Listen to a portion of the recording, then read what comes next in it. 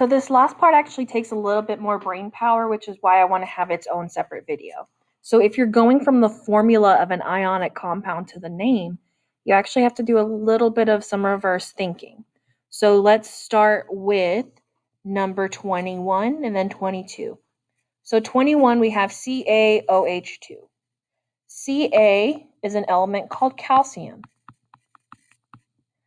Calcium has a positive 2 charge and it always will, which is why that 2 originally belonged to calcium. OH is a polyatomic ion. Notice how it's in parentheses. That's a dead giveaway that it's a polyatomic ion, and it's called hydroxide.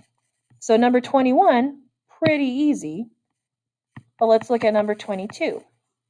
We have calcium again, and calcium does not have more than one version, so I just write calcium, no Roman numerals. SO3 is not in parentheses, and that is another polyatomic ion, and it is sulfite. Then we can have something like 27, which just looks scary, but it's not. Fe is iron.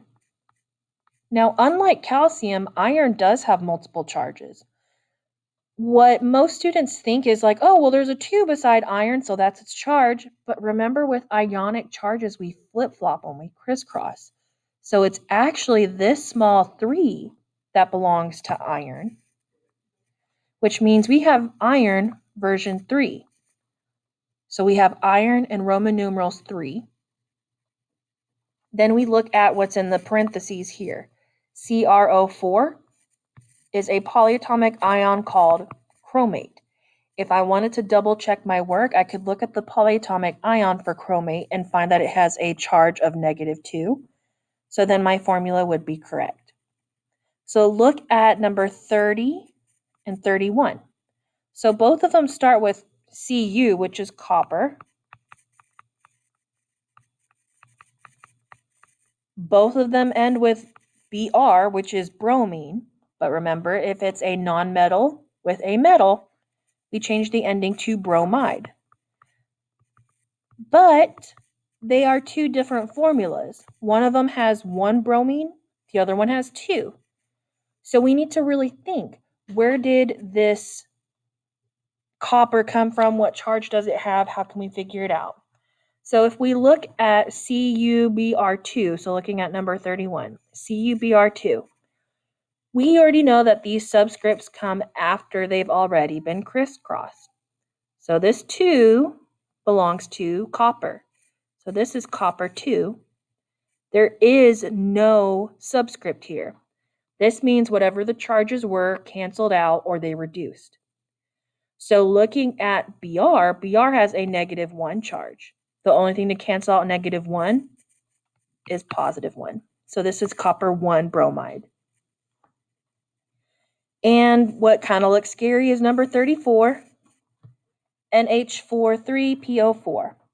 This is actually kind of easy because you have 2 polyatomic ions. You don't have to even worry about charges. You just have to find them on your list. NH4 is ammonium. PO4 is phosphate.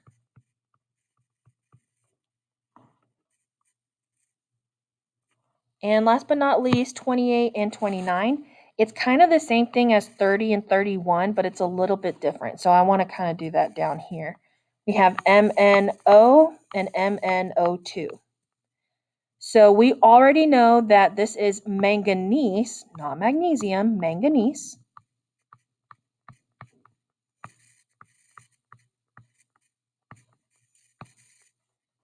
We know that O is oxygen, but whenever a nonmetal is with a metal, we change the ending to IDE. But the thing is, manganese has different versions.